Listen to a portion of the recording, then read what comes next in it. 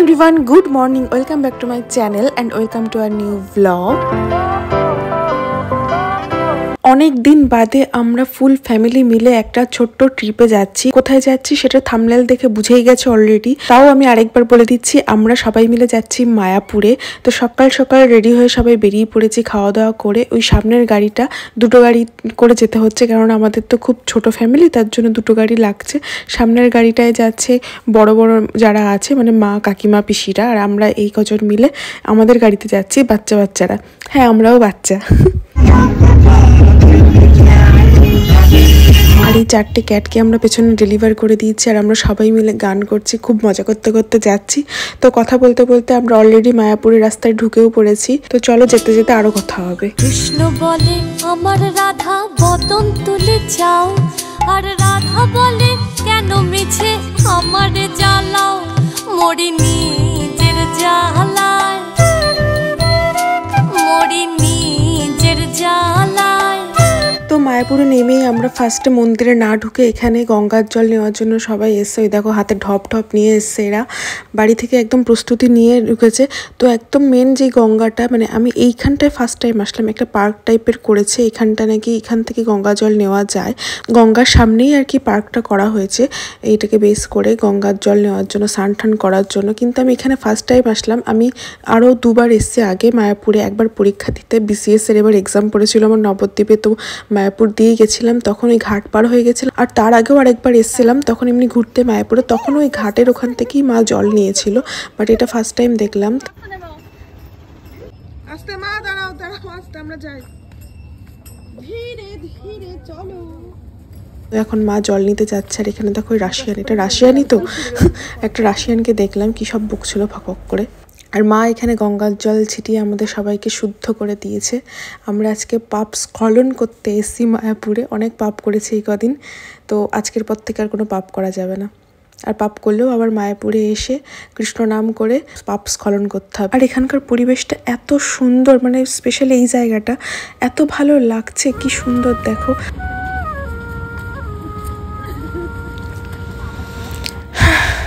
একদিকে গঙ্গার ঘাটে পড়ন্ত বিকেলে সূর্যের রশ্মি জলের ওপর ঝিকিমিকি কাটছে, তার ওপর এই মিষ্টি সুরেলা বাঁশির সুর। এত মনোরম পরিবেশ না ফিল না করলে বোঝানো খুবই মুশকিল। তো যাই হোক, ওখান থেকে আমরা বেরিয়ে চলে আসলাম মেন মন্দিরের সামনে। মেন মন্দিরের সামনে এসেই তো আরেক বিপত্তি। হ্যাঁ, বিপত্তি বলবো এটাকে আমি, কেননা এটা একটা ছোটোখাটো স্ক্যাম বলতে পারো তোমরা। স্ক্যাম কিসে, তাও না আবার তিলক কাটানি। আমি প্রথমে গিয়ে বলেছি হ্যাঁ আমাকে পরিয়ে দাও, ওনারা পরিয়ে দিচ্ছে, মানে আমাকে পরিয়ে দিল।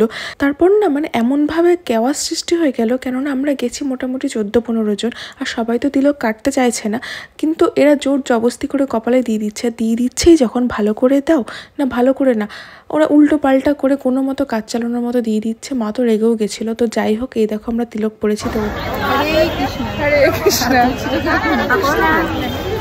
তো আমরা ফাইনালি ভেতরে ঢুকলাম। ভেতরে ঢুকেই মানে পরিবেশটা এত সুন্দর এখানকার। আর আমরা যেদিন এসেছিলাম তার আগের দিন হয়েছিল বৃষ্টি, ঠিক আছে। আমার বাড়ি হচ্ছে বেথরহরিতে, কিন্তু আমার বাড়ির ওখানে বৃষ্টি হয়নি। বাট আমরা মায়াপুরে এসে ফিল করলাম যে রাস্তাঘাট থেকে বৃষ্টি হয়েছে।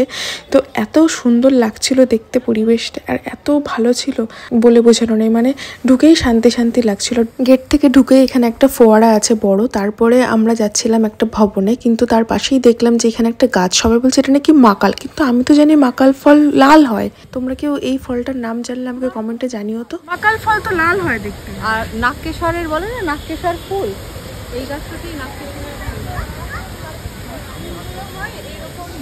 তো যাই হোক, মেন মন্দির যেহেতু এখনো ওপেন হয়নি, তাই ফার্স্টে আমরা যাচ্ছি শ্রীলা প্রভুপাদের ভবনে। এখানে গেলে তো জুতো মোবাইল সব কিছু বাইরে রেখেই যেতে হয়, তার জন্য ছোটকাকে বসিয়ে রেখে আমরা এখন যাচ্ছি।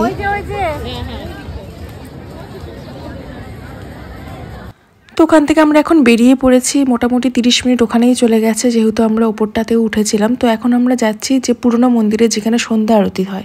সব ইয়াং মেয়েরা সব তিলক কাটে, জানিস? ফ্যাশন না, বলছে ফ্যাশনের জন্য কাটবে বলে, শয়তানি করবে আর এই তিলক কাটবে। সুমনি বলছে এখনকার মেয়েরা শয়তানি করবে, তিলক কাটবে। হ্যাঁ, আমরা তো এখনকার মেয়েরা শয়তানি করবে আর তিলক কাটবে। অনেক ইয়াং মেয়েদের দিকে তিলক কাটে। তাই বলে তুমি কতটা কাদের বলছো? তোদেরকে বলি না। তারা সব সময়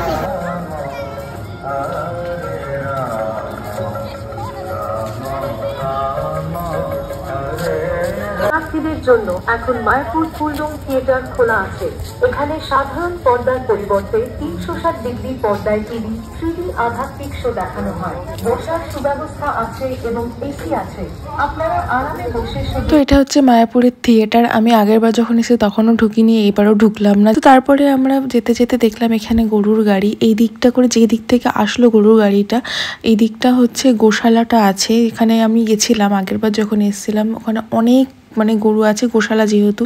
আর ওখানে ঘি ঠি বিক্রিও করে, দোকানও আছে, মানে দুগ্ধ জাতীয় প্রোডাক্টগুলো বেচাও হয় ওখানে।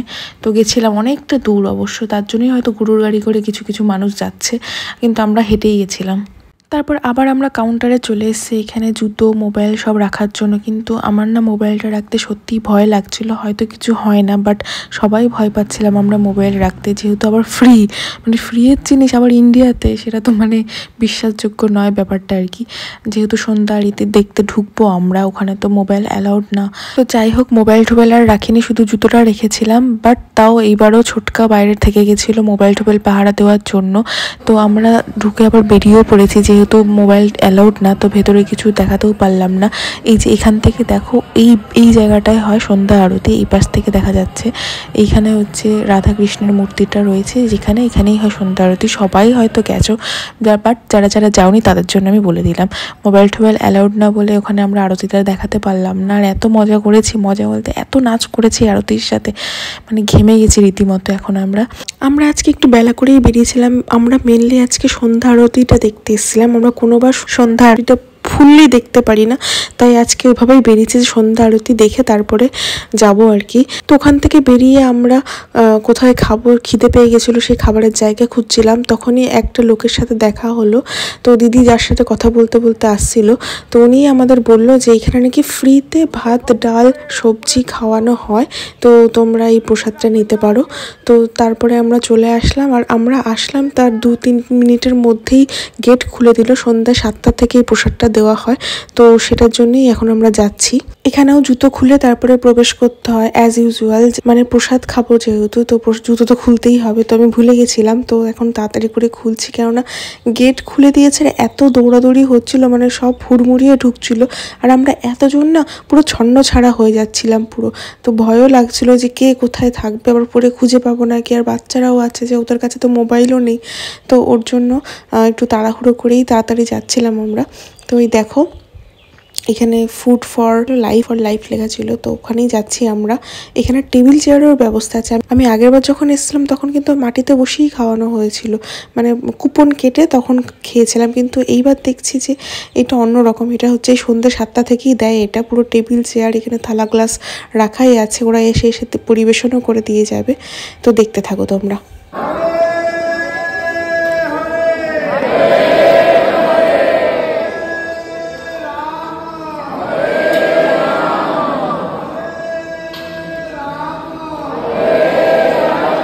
তো আমরা কৃষ্ণ নাম নিয়ে এখন প্রসাদ গ্রহণ করব। তো প্রথমেই কৃষ্ণের প্রসাদ, মানে এটা খিচুড়ি প্রসাদ দিচ্ছে, তারপরে ভাত ডাল সবজি আসবে। একে একে দেখতে থাকো তোমরা। প্রসাদটা, খিচুড়ি প্রসাদটা খুব সুন্দর হয়েছিল, কিন্তু ওটা ওইটুকুই দিয়েছে, আর সেকেন্ড টাইম রিপিট হয়নি। বাট সব কিছুই ভাত ডাল সবজি সব কিছুই মানে রিপিট হয়েছে।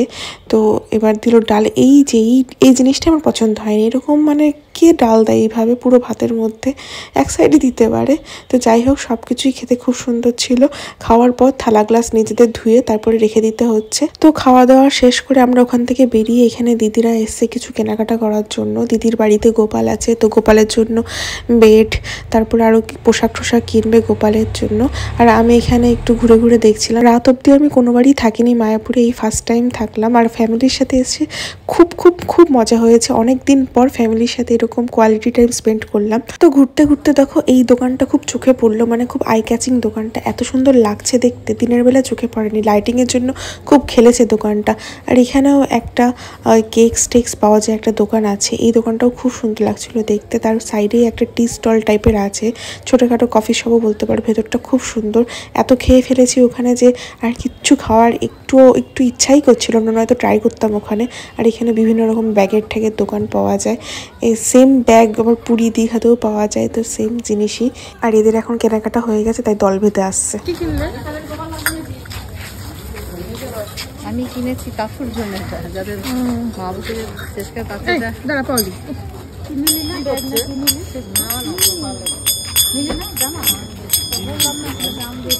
দোকান থেকে